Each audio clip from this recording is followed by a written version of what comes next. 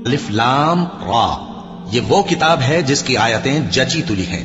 پھر یہ کہ اللہ حکیم و خبیر نازل کرنے والے کی طرف سے بتفصیل بیان کی گئی ہیں۔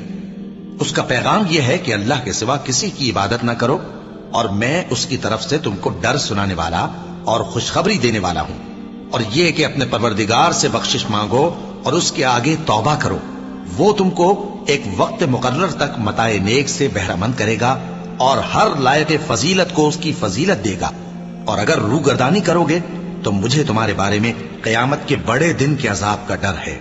تم سب کو اللہ کی طرف لوٹ کر جانا ہے اور وہ ہر چیز پر قادر ہے۔ دیکھو یہ اپنے سینوں کو دوہرا کرتے ہیں تاکہ اللہ سے چھپ جائیں۔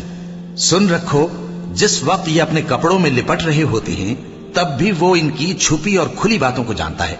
وہ تو دلوں کی باتوں تک سے آگاہ ہے، اور زمین پر کوئی چلنے پھرنے والا نہیں مگر اس کا رزق